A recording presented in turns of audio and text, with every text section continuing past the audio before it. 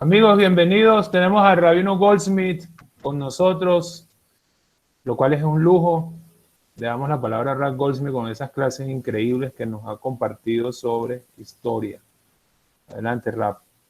Shalom, muy buenas noches. ¿Cómo están? Bueno, quiero dedicarle a entender, que entendamos y describir el proceso con el cual llegamos a tener Medinat Israel, que hoy en día es como sobreentendido. Nadie se podría imaginar hoy vivir como judío sin tener Israel, pero eso no fue la realidad anterior, y ese proceso largo, doloroso, alegre, exitoso, y tratar de entender los procesos con los cuales eso funcionó. Para empezar, tenemos que ubicarnos que había tomemos el año 1860, 1870, donde estaban viviendo los judíos. La gran masa vivía en Europa y en Asia, en la parte de Irán, en la parte de Irak, lo que nosotros llamábamos anteriormente Babilonia, y en el norte de África. Esos son, digamos, las tres concentraciones mayores. En Estados Unidos en aquel momento era una comunidad muy pequeña, mientras que en Europa era una comunidad ya de millones, aunque el crecimiento mayor lo tuvieron los europeos, judíos europeos, después de la Primera Guerra Mundial, pero de todas maneras ya había millones entre Rusia, desde Rusia hasta Inglaterra, pasando por toda Europa, había comunidades muy fuertes. Entonces, en 1850, la historia del sionismo no tiene muchas raíces ni en Asia ni en el norte de África. Esos se subieron al bote mucho más tarde. Empieza en Europa. Y en Europa se había dado el fenómeno, a partir del comienzo de 1800, que los judíos se salieron un poco de los barrios judíos, del enclave judío por barrios, y entraron a la sociedad general en lo que se llama el proceso de la emancipación. Antes los judíos vivían únicamente en esos barrios y tenían solamente ciertas carreras y cierto estilo de vida totalmente encerrado, burbuja, y con Moisés Mendelssohn, que fue el que abrió la puerta a que los judíos en Alemania y en Austria empiezan a entrar a la vida académica y musical, literaria, etc. En el proceso de entrar a la sociedad, en todos esos países, incluyendo Francia, muchos judíos dejaron de cumplir.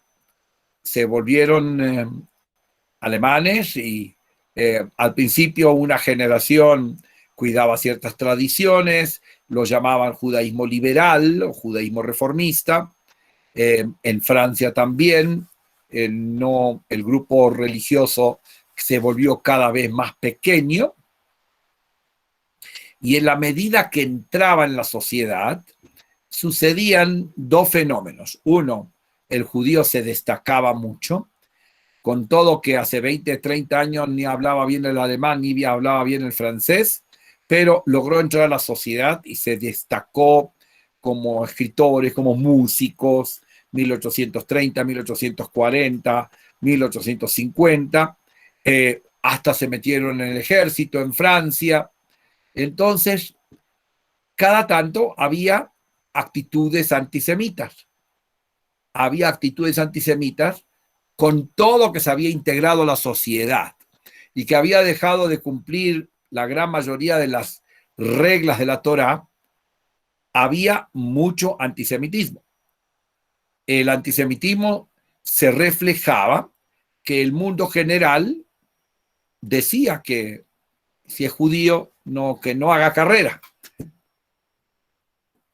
Por ejemplo, un músico como Richard Wagner escribió abiertamente artículos contra la música que fue compuesta por judíos. Decía que era una música contaminada.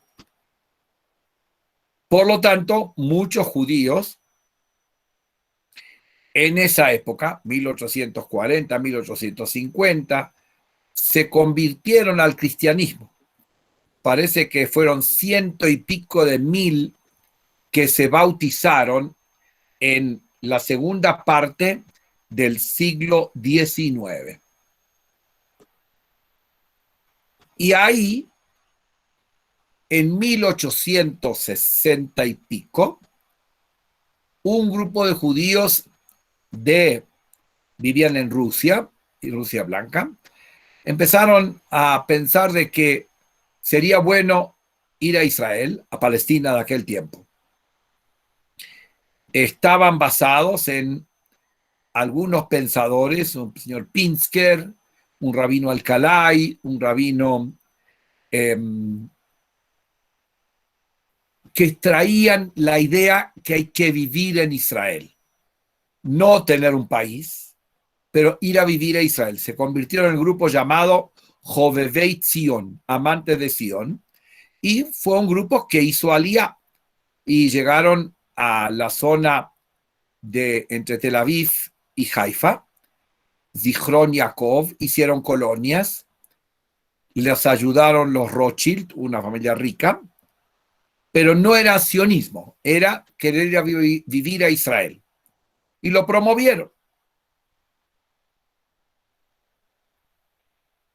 Rabino Kalischer, unos nombres que después pueden fijarse en Google, le pueden seguir la pista. Rabino Kalischer y Rabino Alcalay y el pensador Pinsker y Moisés Hess. Son los 4 nombres que, si quieren seguir la pista, que fueron los predecesores. Pero todavía no es un movimiento para crear un Estado. Ese movimiento de crear un Estado surge un periodista muy asimilado, el doctor Teodoro Herzl, húngaro, austríaco, muy culto, brillante. Él era periodista en Francia, tenía que reportar sobre un juicio, y él había escrito un rato antes que la solución para el pueblo judío, para los judíos de Europa, es que se conviertan al cristianismo. Él creyó que la única manera que dejen de odiarnos es que nos integremos convirtiéndonos al cristianismo. Pero hubo un juicio. Herzl, como periodista, fue el periodista encargado de informar sobre el juicio del capitán Dreyfus. Capitán Dreyfus era un judío muy asimilado, que era capitán del ejército francés. Y lo empezaron a acusar que él había entregado secretos de Estado a los alemanes, que era el país que estaban en guerra, Francia y Alemania. Y le hacen un juicio y no hay pruebas fehacientes, pero por su condición de judíos lo declaran culpable, lo degradan, le sacan todos sus títulos, sus rangos militares y lo mandan a la isla del diablo. Y no había suficiente prueba, pero armaron la prueba. Y durante el juicio la gente gritaba en la calle: muerte a los judíos, judío traidor. Y él estaba ahí, y de repente ahí Herzl hace un clic. Eso de convertirse al cristianismo, de repente se da cuenta, eso no va a funcionar, que igual aunque nos convertamos, vamos a seguir siendo judíos y nos van a odiar. Y cuando hace ese clic, empieza a motivarse que habría que reunir gente y empezar una campaña diplomática para que los países que él tuviera contacto recomendaran que los judíos tengan un sitio donde vivir. El primer sitio era definitivamente Palestina, Israel del futuro. Pero él, entonces, para empezar esta idea, llama a un congreso. Y ese es el primer congreso sionista en 1897, es decir, 30 años después de que los Jovevei Zion estaban haciendo aliyá y construyendo colonias. Herzl organiza en Basilea, en Suiza, un congreso con unos 200 y pico, 300 delegados de judíos de distinta parte, de Rusia, de Alemania, de Lituania, de Europa. No había ningún sefaradí, todos eran europeos. Había muy pocos religiosos, pero había uno que otro. El primer congreso sionista en 1897 llegaron a un acuerdo que ellos van a bregar por tener un sitio donde los judíos se pudieran congregar y que tengan su propio manejo. No hablaron, estaban las bases de un Estado. Y Herzl declara, después del Congreso, que en Basilea, 1897, agarren la fecha, en Basilea he creado el Estado judío. No, todavía no hablaban de Israel, sino el Estado judío. Quizás 5 años, quizás 50 años, pero vamos a tener un Estado. Y él había escrito un libro, también una novela, El Estado judío, y también escribió una novela, Alte Neuland, Vieja y Nueva Tierra. Y ahí empieza el tema. A partir del primer congreso sionista, los primeros años se reúnen cada año.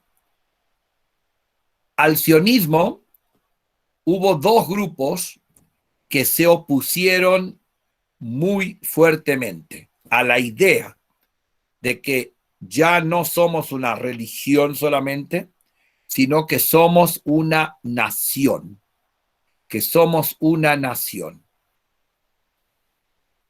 El primer grupo que creen que es equivocado y luchan contra el sionismo son los judíos reformistas, que dicen, nosotros somos alemanes, somos franceses, de fe mosaica, que cumplimos ciertas cosas, cumplían muy poco, pero nosotros no somos una nación, somos una religión.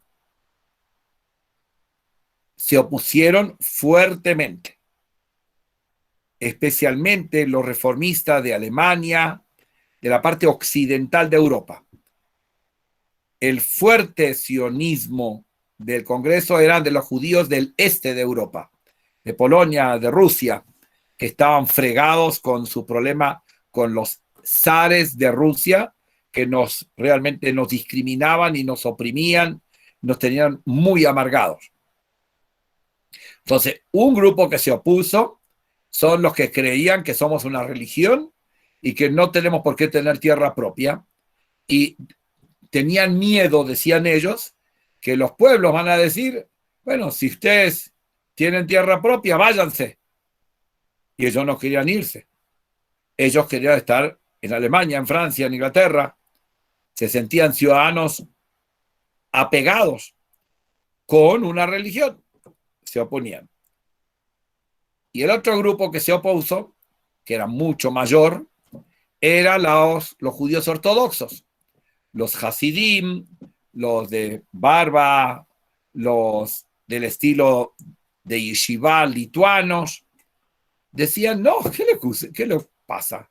Herzl, primero miren ese Herzl. Si él había dicho que nos convirtiéramos al cristianismo, es un goy. Ese tipo está más asimilado que no va a decir cómo manejar la vida. Segundo, ¿desde cuándo se piensa de volver a Israel? Tiene que venir el Mesías para eso. Tiene que haber una llegada del Mesías. Ahí podemos hablar de volver a Israel. Antes, eso es prohibido, no es kosher. Esos son los dos grupos. Y los sionistas eran una minoría, pero organizada. El primer plan que tuvo Herzl es: voy a ir a hablar quiénes eran los dueños de esa tierra, el Imperio Turco Otomano. Voy a hablar con el sultán, pero para ir al sultán voy a ir a hablar primero con el Kaiser, con el emperador alemán, prusiano. Fue a hablar con el turco, con el sultán, pero no le fue bien, porque el sultán no quería perder esas tierras. Tenía miedo que, si se cumple el anhelo sionista, iba a perder su dominio sobre todo lo que es hoy en día Israel. Y ahí estaban dominando ellos. Hasta fue a hablar con el Papa. Y el Papa le dijo, del Papa de aquel tiempo: me parece muy linda idea, pero con una condición: yo te apoyo siempre y cuando todos los judíos que lleguen a Palestina se me convierten al cristianismo. Entonces, sí, te apoyo que los judíos tengan una soberanía propia. Entonces, de 1897, unos 10, 12 años, hasta la Primera Guerra Mundial, se reunía el Congreso Sionista cada año, después cada 2 años, y cuando Herzl se frustró que los turcos no le colaboraban, que el sultán no le iba a dar una tierra, tuvo una oferta de los ingleses.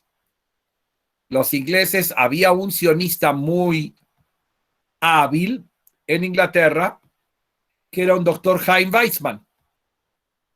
Entonces, los ingleses en 1907 le ofrecen, o 1906, le ofrecen a los sionistas que están dispuestos a darles, ellos tenían muchas colonias, los ingleses eran dueños de muchísima parte en África, en Asia, en India, le ofrecen un territorio en Uganda, en África. Y Herzl en un momento lo consideró, diciendo: como yo quiero salvar al pueblo, no veía el tema de la santidad, sino veía el tema de tener un sitio donde los judíos puedan vivir tranquilos, avanzar y no tener persecuciones, ni pogroms, ni persecución cristiana. Él lo consideró, pero cuando llevó el plan Uganda al Congreso Sionista del 1907, le cayeron encima y tumbaron la idea. ¿Qué se le ocurre? Nuestro pueblo vivió ahí 1000 y pico de años. ¿Qué vamos a hacer en Uganda? No hay ningún apego a la tierra. No tenemos historia por ese lado. ¿Sí? Pero esto fue al mismo tiempo, cuando vino el plan Uganda, al mismo tiempo que un ricachón, el barón Hirsch, para salvar judíos de Rusia, había comprado grandes extensiones de tierra en la Argentina y armaron las colonias judías en la Argentina. Y entonces, para Herzl no le sonaba raro, bueno, colonia en la Argentina, colonia en Uganda, con tal de que podamos vivir tranquilos y cumplir con nuestras tradiciones y tener nuestro estilo de vida. Pero los pensadores del Congreso Sionista tumbaron la idea. Entonces, estamos acá en 1910 impulsando, pero vamos a hacer un recreo acá. Antes de hablar de los kibutzim y de la alianza de Rusia, lo que les expliqué acá, cómo llegaron al Congreso Sionista, los primeros intentos.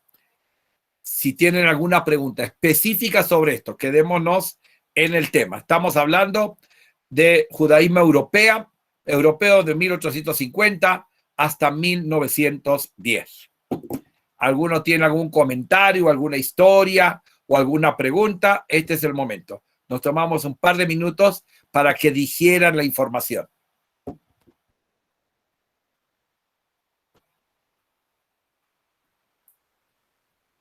¿Todo es suficientemente claro? ¿Captan el panorama del judaísmo y las discusiones? ¿Lo captan?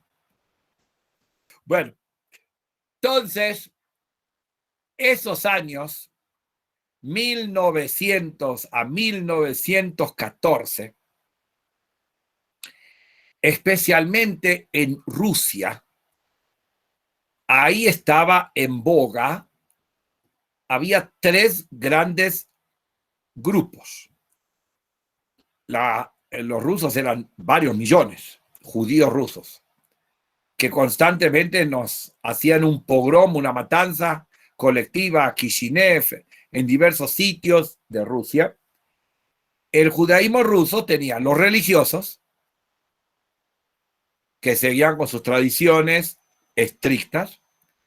Después estaban los emancipados o iluministas o la Haskalah, gente que no era observante, pero se sentía muy judía a través del análisis lógico de los escritos, estudiaban mucho, sabían mucho, pero no veían la Torá como algo santo, sino como un libro de historia. Y veían todos los escritos a través del prisma de un nacionalismo y de un judaísmo cultural. Entonces, esos eran los de la Haskalah. Los ortodoxos y la Haskalah eran como perro y gato. Cada vez que había alguna comunidad y el rabino era tradicional y la gente, venían 4 o 5 de la Haskalah y se burlaban del rabino, despreciaban todo y le mostraban de que son cuentos chimbos lo que nos cuenta la Torá, que son alegorías. Entonces teníamos la Haskalah en Rusia y teníamos los primeros grupos judíos comunistas que se enrolaron. Eso era en esos años el socialismo estaba cocinándose en Rusia y había muchos judíos bien metidos en grupos comunistas o grupos socialistas.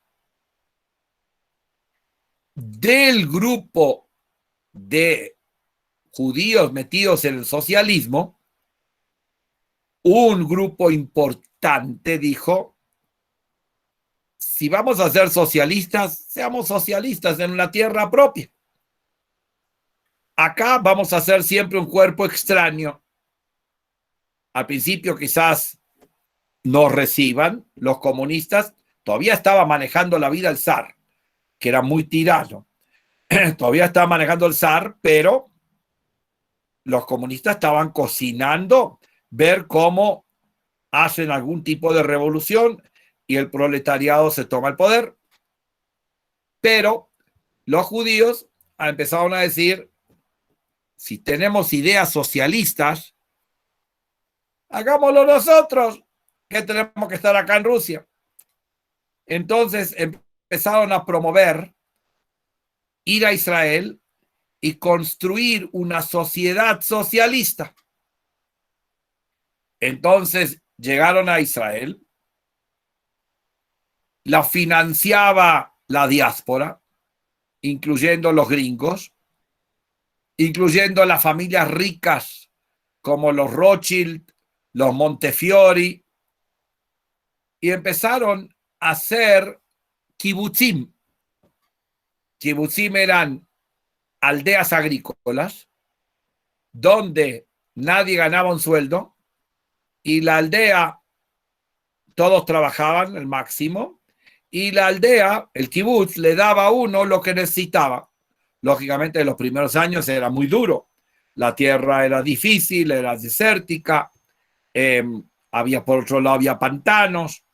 Mucho idealismo por construir los distintos kibutzim, Los primeros kibutzim estaban al norte del territorio israelí de hoy, de Gania, después en el valle de Israel.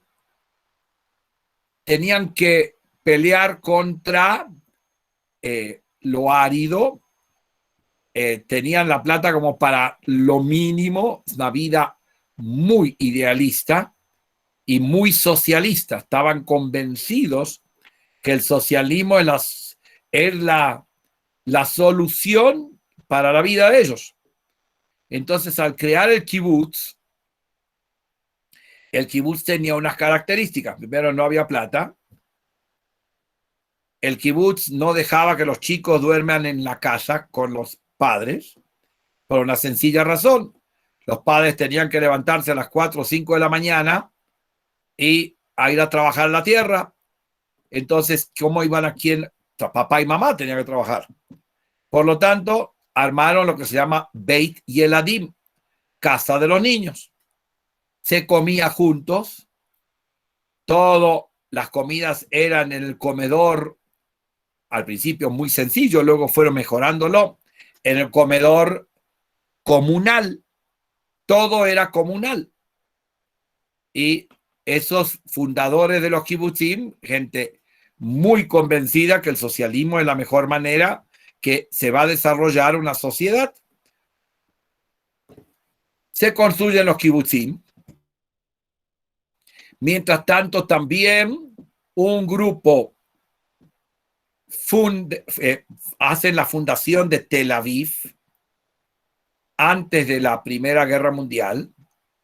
Son judíos que vivían en Yafo. Yafo es al sur de Tel Aviv. Es una ciudad mixta. Había árabes y judíos. Una de las ciudades que tuvo problemas hace 10 días. Y compraron unos lotes al norte de Yafo y ahí fundaron Tel Aviv. Y alguna gente entonces llegaba de Europa. Algunos iban a los kibutzim, algunos iban a las ciudades y se fue desarrollando, y todo eso era posible por dos organizaciones que pagaban. El tipo que venía de Rusia no tenía un centavo. ¿Quién le iba a comprar la tierra? Le compraban la tierra a los dueños de tierra que vivían en otro lado, en Siria o en Líbano. Entonces, dos organizaciones fueron importantísimas. Una se llama el Keren Kayemet LeIsrael, fundado a principios del siglo XX, que se encargaba de reunir fondos en todo el mundo judío, Europa, norte de África, América, y con eso comprar tierras. Compraban tierras y la preparaban la tierra con los mínimos necesarios para que los jabrín del kibutz empiecen a construir algo ahí. Y así, esa fue una organización, Keren Kayemet LeIsrael, el Fondo Eterno para Israel. La otra organización se llamaba Keren Hayesod, tenía distintos nombres, que iba a ayudar no solamente a comprar tierras, sino que iba a ayudar a proyectos especiales, construir colegios, hacer, en las ciudades ayudaban también, en el campo, tener servicios, porque el Keren Kayemet solamente se encargaba de comprar la tierra y ahí arréglensela solos. El Keren Hayesod ayudaba en los proyectos para que pudiera seguir. Entonces, se canalizó millones de dólares que venían de las grandes comunidades judías de aquel momento. Fueron años duros. Y en 1908 ya tuvimos un pequeño ataque de unos árabes que atacaron en el norte de Israel a uno de esos kibutzim, disparando, después robando ganado, haciendo la vida imposible. Y la policía turca no se movía. Entonces se decidieron armar el primer grupo armado, que se llamaba Hashomer. 1912 se forma como un grupo ¿cómo se llamaban en Colombia? La Autodefensas. autodefensa, eso. Como grupo de autodefensa con rifles, caballo y rifle, ¿sí? Y va llegando gente. Pero esa llegada de gente se interrumpe con la Primera Guerra Mundial. 1914, la guerra dura en Europa, muy dura. Mueren millones de personas en esa guerra. Y en esa guerra, los dueños de Palestina eran los turcos. Y los turcos eran enemigos de los ingleses. Un sionista muy convencido, Jabotinsky, Zeev Jabotinsky, se acercó a gobernantes ingleses y dijo: los judíos también queremos luchar con ustedes. Y se organizó, si en Israel el primer grupo de autodefensa era Shomer, en la Primera Guerra Mundial se organiza la Legión Judía de los Mulateros. ¿Qué son los mulateros? La Primera Guerra Mundial se libraba en trincheras. Es decir, se disparaba, se formaban trincheras. Se hacía la trinchera, miles de personas en un lado, avanzaban, le ganaban, corrían la trinchera más adentro donde iban conquistando y se iban para atrás, para adelante. Y la trinchera había que llevarle comida, había que llevarle armas. Cada trinchera era como un pelotón que estaban bajo, digamos, por debajo de la tierra.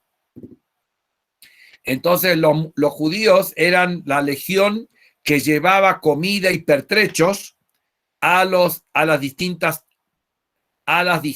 trincheras. Y era la primera vez que los judíos, después de Bar Kokhba, nuevamente estaban metidos en una guerra.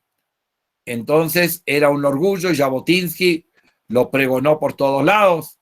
Ya primera vez que los judíos empuñan un arma a nivel de grupo judío, porque en los dos bandos, el bando alemán y el bando francés, había miles de judíos, pero no eran un ejército judío, sino eran alemanes judíos que peleaban a favor de Alemania, y judíos franceses que peleaban a favor de Francia.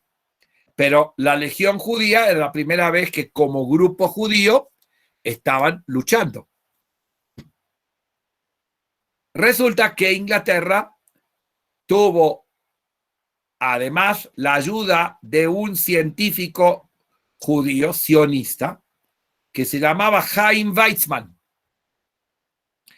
Y Chaim Weizmann se inventó una bomba a partir de acetona y se lo entregó al gobierno británico. Pero además, Weizmann se llevaba muy bien con las autoridades británicas, un tipo de mucha labia, muy intelectual, muy inteligente. Entonces, cuando la guerra empezó en 1914. En 1917, él y unos cristianos, muy importante, unos cristianos en Inglaterra que creían que los judíos debían, no católicos, cristianos, que los judíos debían volver a su tierra.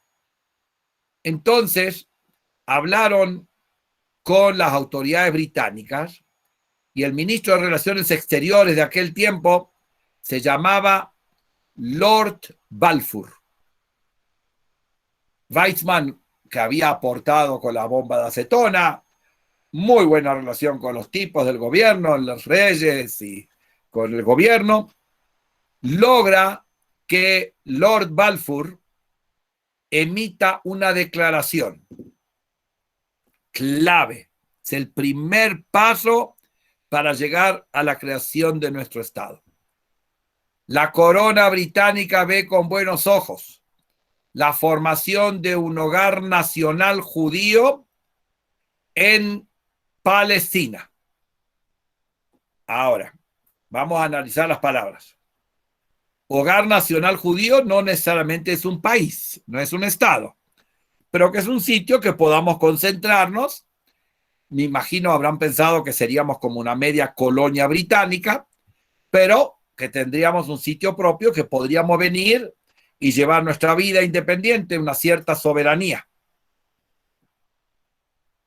La segunda frase, en Palestina, en aquel momento cuando los ingleses ganan en la Primera Guerra Mundial, Palestina iba desde el Mediterráneo hasta bien metido Siria y casi llegando a Irak, lo que hoy es el reinado de Jordania.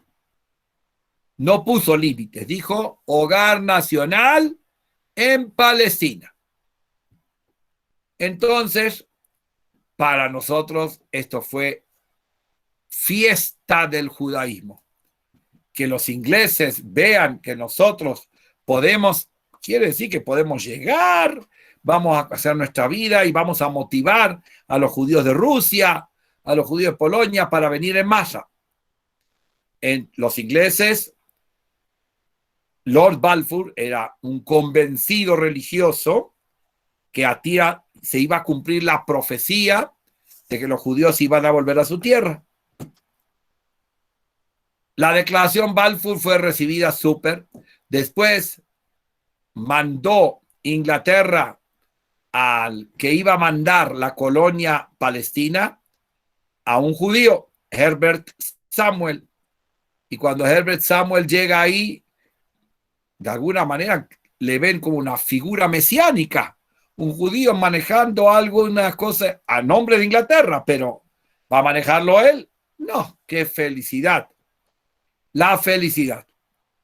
Pero el primer paso, dolor de cabeza, fue, los judíos vivíamos entre Tel Aviv y Haifa, teníamos una zona en el Valle de Israel, la vez que viene les traigo un mapa, y había en la Galilea una concentración judía. Pero resulta que la idea era hasta el otro lado del Jordán. Pero los ingleses, como nos dieron a nosotros el derecho a estar en Palestina, le regalaron al grupo hashemita, que son un grupo árabe que le ayudó a Inglaterra en la Primera Guerra Mundial, le regalaron Jordania para que ellos sean los reyes de esa tierra, que eso iba teóricamente desde el Jordán hacia el este. Entonces ya Palestina no era tan grande, ya era más chiquito. Pero los árabes empezaron a molestar, ahí sí se alborotó, 1929, pogroms, 1900, constantemente había disturbios de los árabes. Entonces los ingleses, ya no estaba Balfour, dijeron, bueno, si vienen los judíos, si hay tanto problema, frenemos la entrada de judíos. Frenamos la entrada de judíos. Expusieron lo que se llamó el libro blanco. Libro blanco quiere decir que pueden entrar 15.000 judíos por año. 15.000 judíos por año en 5 años, 75.000. No es nada. Ese libro blanco, en varias ocasiones, de todas maneras nosotros queríamos seguir viniendo. Los idealistas venían. Ya se estaba oliendo en Alemania. El nazismo estaba empezando a subir. Entonces había judíos en Alemania que querían irse a Israel, a Palestina, no a Israel. Mientras tanto, el movimiento sionista, además de comprar tierras, además de instalarlos, de ayudarles, empezó a hacer propaganda que los judíos vayamos a Palestina. Se crearon los movimientos juveniles para que la gente promuevan jóvenes para que se vayan a Israel. Organizaron Aksharot. Aksharot eran centros en Polonia, en Lituania, en Rusia, donde hacían como un kibutz. Pero no era kibutz en Israel, sino kibutz en Rusia. ¿Pero para qué? Para entrenar. Los judíos no tenían demasiada experiencia en la vida agrícola organizada. Había algunos campesinos, pero no era generalizado. Acá gente joven lo van preparando, viven durante un año en una akshara, saben lo que es vivir en comunidad. Eso no es tan sencillo.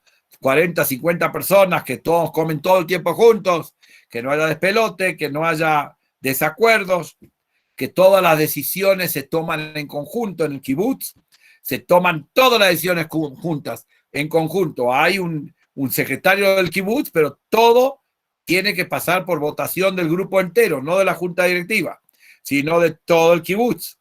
Si se compra un nuevo tractor, si se manda a alguien a estudiar medicina, si se construye así una sinagoga o no, pues no eran religiosos.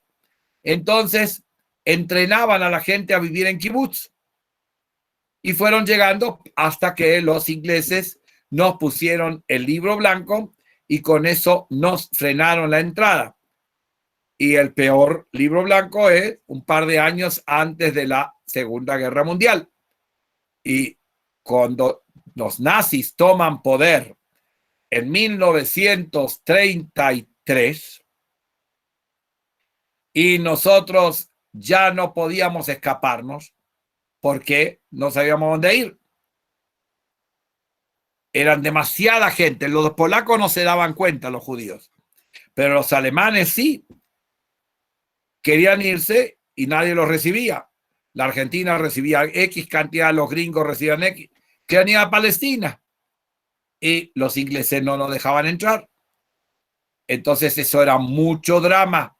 Antes que empezara la Segunda Guerra Mundial, ya antes queríamos entrar y no podíamos entrar. Entonces llegamos a que empieza la Segunda Guerra Mundial 1939. Me falta un capítulo que lo habíamos visto la vez pasada. En noviembre del 38, Hitler ya estaba en el poder 5 años. Está la Noche de los Cristales. Y la Noche de los Cristales, cuando destruyeron toda la sinagoga los nazis, todavía podíamos haber salido de Alemania si hubiéramos tenido dónde ir. Palestina no podíamos, los ingleses no nos dejaban. La Argentina ya estaba llena. Los gringos pusieron un límite también. Y ahí quedó mucha gente encerrada. Y esos son de los alemanes que luego murieron en los campos. Porque no teníamos dónde ir. ¿Quién nos recibiera? Es mucha gente.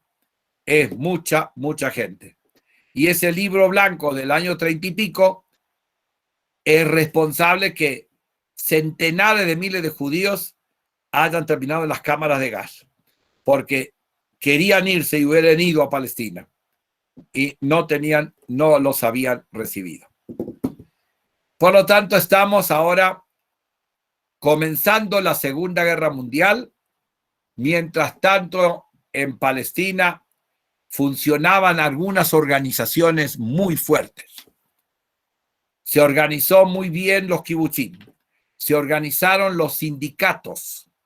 Los sindicatos se llaman la Histadrut, gente socialista que luchaba por los derechos de los trabajadores. Y dentro del sindicato también se estaba hablando cómo hacer un Estado, empezar a prepararse. Y los grupos de autodefensa se volvieron cada vez más, estaban consiguiendo armas, había que luchar contra los árabes que nos estaban molestando, había que conseguir armas para frenarlos. En 1929 hubo una matanza en Hebrón, mataron a judíos, entraron a las casas y mataron. Entonces fueron organizándose tres grupos que funcionaron hasta 1948. Los tres grupos son la Haganá, que seguían a los partidos socialistas, grupos de autodefensa, Haganá, pero que eran socialistas. Después estaba el grupo del Irgun, que no era socialista, pero tenían una política mucho más agresiva contra los ingleses y contra los árabes. de no dejarse mangonear, y otro grupo más extremo, guerrillero, que se llamaba el grupo Stern o Lehi. Entonces estábamos en proceso de armarnos. Mientras que nos armábamos, las ciudades fueron creciendo, se fueron fundando yeshivot, se fueron fundando el hospital Shaare Tzedek, Hadassah, la Universidad Hebrea. Todo eso fue fundado antes de tener un Estado de Israel, cuando estábamos en el proceso sionista. Bueno, entonces llegamos a 1939. Ahora hacemos nuevamente un espacio para que me pregunten o para que comenten, o si alguno tiene algún conocimiento que quiera aportar a la charla. También no, yo no tengo monopolio. Escucho también si alguno de ustedes conoce historias de esa época. Estamos hablando desde la creación del movimiento sionista, 1897 hasta 1939, donde empieza la Segunda Guerra Mundial. Bien, los kibutzim cambiaron. Ya no son tan socialistas. Sigue habiendo kibutzim. Mejoraron su condición de vida. Ya no son tan idealistas. Cambiaron en varios puntos. Punto 1, ya una sociedad agrícola sola no es negocio en nuestra época. Tenés que tener una fábrica. Entonces, la mayoría de los kibutzim tienen alguna industria dentro de la aldea. Un kibutz tiene una fábrica de harinas, otro tiene una fábrica de matzá, el otro tiene una fábrica de carne frías, el kibutz Tiratzvi, que es campeón en carnes frías. Unos kibutzim desarrollaron alta tecnología y ya los chicos no duermen en casa de niños, sino los niños ya duermen en la casa con sus padres. Ya no todas las comidas son comunales. El kibutz le ofrece X cantidad de tickets al Haber Kibutz para que con esos tiquetes vaya a comprar en el supermercado del kibutz. Pueden cocinar en la casa.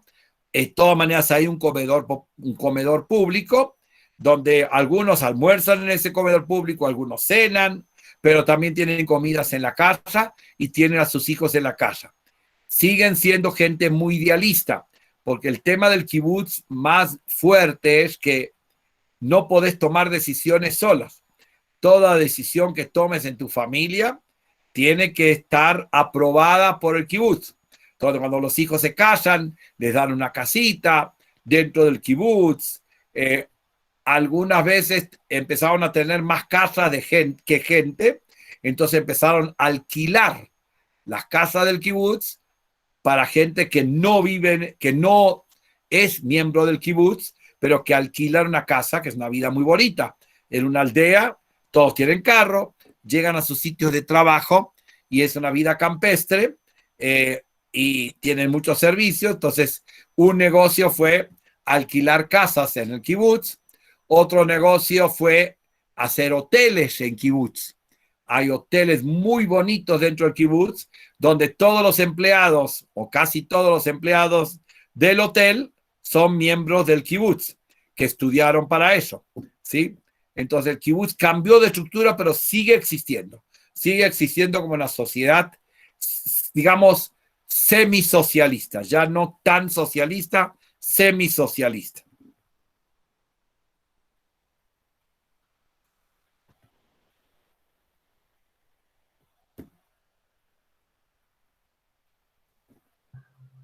Querido Rab, ¿la familia Rockefeller y Rothschild fueron influyentes para la ayuda de la construcción del Estado de Israel? Rockefeller no. ¿No? Los Rockefeller originalmente eran antisemitas. Eran antisemitas. Los que ayudaron, las familias ricas que ayudaron, son básicamente de Europa. En Estados Unidos hubo mucha ayuda, pero no sale a relucir un nombre, sino son muchos. Son muchos. Mientras que en Europa, eso que eran los Rothschild, los Montefiore, fueron familias específicas. Estados Unidos creo que fue más amplio la ayuda. Y se reunieron muchos fondos. Sí, Giovanni. Gracias, Rap, muy amable. Hay una persona que admiro mucho y es Golda Meir o Golda Meir, ¿ok? La pregunta es esta. De lo que he estudiado de ella es a nivel muy secular. Mi pregunta, Rabino, es, ¿ella era religiosa? Efectivamente, ok, ya me respondió una. Gracias. Pero quiero aclararte algo. Sí, yo estoy en el año 39. En el año 39 Golda Meir todavía no era, aparece un poquitico más tarde, ¿sí? Con la creación del Estado. Ella estuvo en Estados Unidos primero, no era religiosa. Todo el grupo toda la primera barra gubernamental y sionista no era religiosa. Ni Ben Gurión, ni Shimon Peres, ni Yitzhak Rabin sabían, conocían, pero no eran observantes para nada. Y eso en próximas clases te voy a demostrar y por qué Israel después adoptó ciertas reglas religiosas. Sí, eso fue un tema cuando se declaró la independencia en el 48. Pero todos estos primeros soldados, fundadores de kibutzim, no eran religiosos. Hasta que se formó un grupo religioso que es el partido Mizrahi, que empezó a hacer kibutzim religiosos. Aparecen los primeros kibutzim religiosos en los 30 chiquitos, ¿sí? Los grandes kibutzim no eran religiosos, pero luego fueron creciendo los kibutzim religiosos. Pero los líderes del movimiento sionista no eran religiosos. Eso era otra razón para que los religiosos digan, estos tipos no religiosos nos van a decir cómo tenemos que hacer un Estado, necesitamos el Mesías, que cumpla la ley, que se cumpla la halajá. Pero eso, cumplir la halajá estudiando Torah, no empuñan un arma. Son los izquierdistas los que empuñaron el arma y que lucharon por tener un Estado. Gracias, Rap. La siguiente con respecto a Golda Meir, por eso fue que me adelanté. Es cierto que ella en un sentido funcionó como gabay, buscando dinero, sobre todo desde los Estados Unidos, en un pequeño avión estartalado y lo traía hacia Israel y eso hizo de que parte de esa gran ayuda, de ese dinero que ella consiguió, se convirtiera en lo que hoy es Israel, ¿correcto? Sí, se levantó fondos y después también levantaron aviadores y levantaron pequeños aviones que compraban, que fueron el primer grupo de la aviación israelí. En la Guerra de Independencia se estrenó eso, en el 48. En el 48, sí, ella fue buscar fondos, 100%, y era una muy buena gabaít para reunir fondos. Gracias, Rap. No sabía cómo se decía gabay en femenino. No. No es correcto. Buscar fondos, no. Nosotros hoy en día le decimos gabay al que reparte en la sinagoga los honores. Ella sería fundraiser. Ella era una fundraiser. Reunir fondos, un término americano. Fundraiser. Gracias, Rap. Sí. ¿Alguna otra preguntita? Preguntan en el chat. Posterior a estos movimientos sionistas y la emancipación hacia ese entonces palestinos, ¿qué ocurrió con los grupos judíos que se volvieron cristianos y aquellos que solo consideraban al judaísmo como una religión? Bien. Son primero miles que se convirtieron al cristianismo, siguieron cristianos hasta que sus descendientes lo pagaron muy caro, porque Hitler mató a los nietos de judíos. Y ahí hubo mucho nieto de los que se habían convertido a fin del siglo XIX. Muchos, por un lado. Por otro lado, los reformistas siguieron creciendo. Y la fuerza reformista pasó de Europa, donde se creó, digamos, 1850 a 1900, pero el gran reformismo pasó a Estados Unidos, Cincinnati, California, y ahí se formaron las grandes comunidades reformistas que siguen fuertes y pataleando. De los 7,5 millones de judíos que están en Estados Unidos, 37% pertenecen a comunidades reformistas. Pero el reformismo de hoy no es tan reformado como el reformismo de comienzo del siglo XX. Ellos volvieron luego un poquitico a ser un poco más tradicionales, pero son reformistas.